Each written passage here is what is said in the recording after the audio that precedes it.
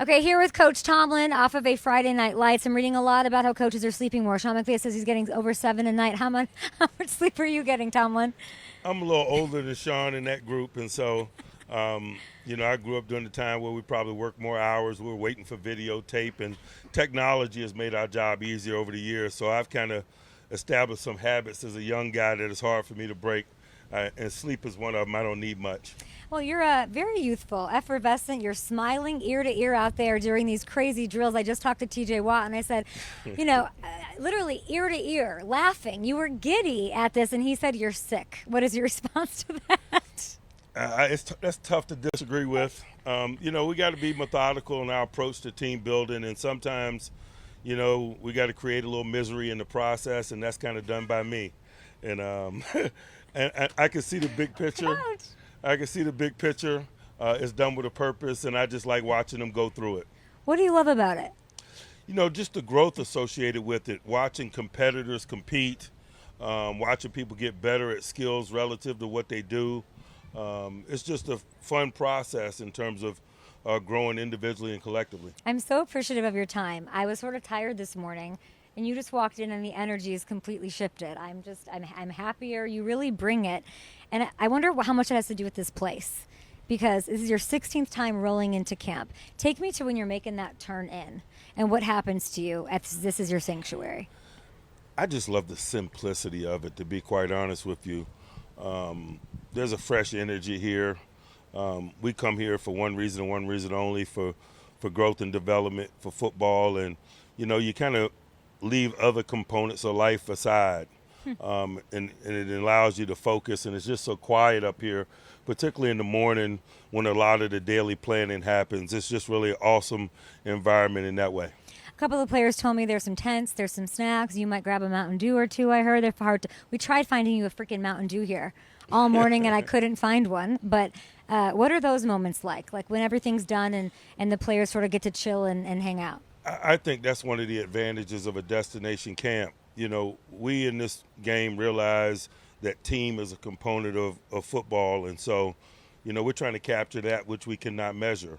And you do that by spending informal time together, hearing each other's life journeys, getting to know and appreciate and respect one another. It all aids us in getting out of stadiums with victories.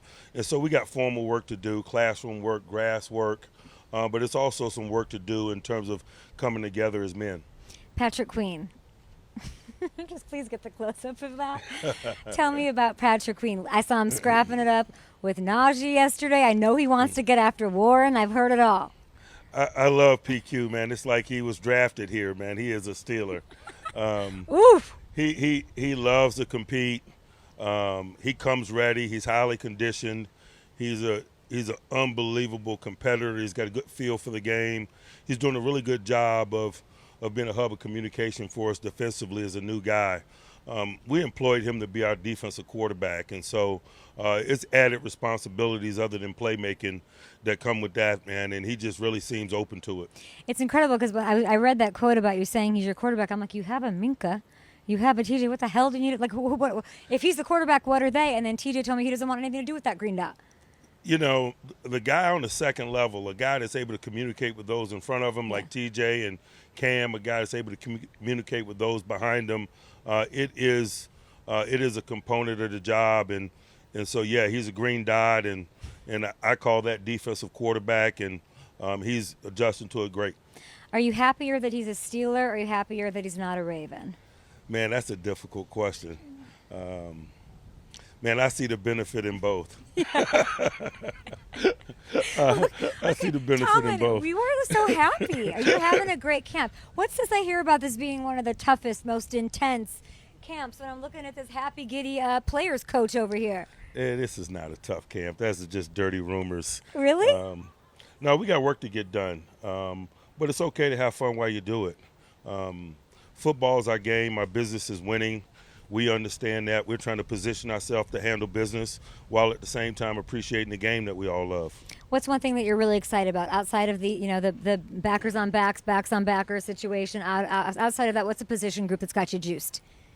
I like the offensive line.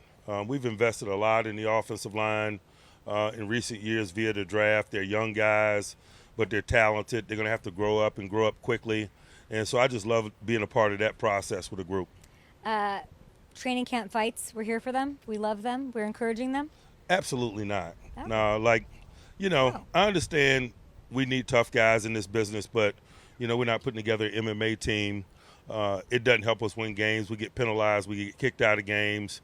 And so when they do occur out here, I understand it, while at the same time it's a growth opportunity. We got to eliminate that from our competitive spirit as we step into stadiums. You're saying that it's not a really tough camp, but it is. A lot of teams have taken out full-on tackling. You're like, no, I'm going to double down on that shit. I want that. Why? It's tough to box without sparring, as I say. It also aids in the evaluation process. We try to get to know a lot of guys. We got 90 guys here. We got to go to 53 at some point. And so I don't want to speculate in terms of certain elements of play. And so playing football helps us evaluate. It helps them state a case for themselves in terms of some things that are really a component of the game. The ability to break tackles, elude tacklers, to make tackles. And so we don't run from that. I love that. Arthur Smith, he's here, you're here. You've gotten to bond, I'm sure, over these days in Latrobe. What's one thing you've sort of learned about him even in this time? He likes to talk a little trash. Like what? And that's pretty good. He loves going after Patrick Queen and Elandon Roberts, and they love going after him. And it's great. It stokes the competitive fire within this environment, and that's something that's new and interesting about him that I've learned. What day of camp is this for you now? Do you even know? I don't count. You don't know? I knew you were going to know. I don't even know what day of the week it is, to be honest with you. What day of the week I love it. Well, whatever. On whatever day this is, you've got a bit of a quarterback competition going on. Just, obviously Russell has the injury. Outside of the injury, on this day, somebody's got to be winning every day. Who's winning today? I think I've been pretty consistent in my position there. I've characterized it as pole position for Russell. And the reason I have is certainly they're competing, but I don't overly concern ourselves with being fair. There's no such thing as 50-50. And so we just pay respect to the totality of his resume and his experience. We lean on it. We allow him to lead the group informally in terms of some of the things that he's done to produce the type of career he has. This growth opportunity for Justin in that. Justin has absorbed a lot of responsibility since coming into the league. It's probably a great opportunity for him to work alongside day-to-day somebody at his position that's done it longer and done it at a high level. But rest assured, both guys are going to be given an opportunity to show their skills over the course of the next month, and I'm excited about watching them sort themselves out. And we'll see week 2 against Broncos. We'll see if it's Russell Wilson. Justin Fields I'm really excited for. I'm hoping that he's making and taking advantage of every opportunity. I'm from Chicago. I cheered for him when he was there. Is there something that you find yourself telling him over and over again, whether it's a good thing, something to work on every day? I guess the big thing, the message that informally, formally, whatever you want to call it, that I want to continue to relate to him is I don't want to squash his natural instincts. His mobility and escapability is a weapon, and we don't want to minimize that. We don't want him overthinking. We want him to play fast and fluid. And so, if anything, that from a messaging standpoint, I've probably mentioned that to him a few times. He's new to the environment. I don't want him to overanalyze what we might be thinking. I want him to do what comes natural as it pertains to his game. I'm on a 19-day training camp tour. I'm on day 7. You are the end of my William and Mary part of the tour. I was just with Dan Quinn, who was a coach. You were the wide receiver back in 1994. I was also, Joe Brady went there, but way after. And I was just with Sean McDermott as well. Take me back to 1994. Yep. Who was the most likely to be an NFL coach at that time, if you had to pick, out of the 3 of you? It definitively wasn't me. I was having too much. I was having too much fun. I would have said McD. Yeah. Sean hadn't changed at all, man. He was a 40-year-old man. Then he brought a seriousness to his business that's not surprising that he's doing what it is he's doing. And as far as who would be the least likely to coach, you would say yourself back in 94. If you would have posed us then, certainly. Yeah. Yeah. We want to ask you about Madden. I don't play. I know you were involved in the whole kickoff part of it. TJ Watt seemed juiced about it. Why did you want to do that? What, the kickoff play? Yeah. Just in an effort to save the play. We have information at our disposal now about space and speed. And obviously player safety has been a big-time initiative over the last decade or so. And so it's an opportunity to reduce the space and speed and make it a safer play while still keeping the play in the game. Okay, love seeing that. Jason Kidd was here. What's the connection?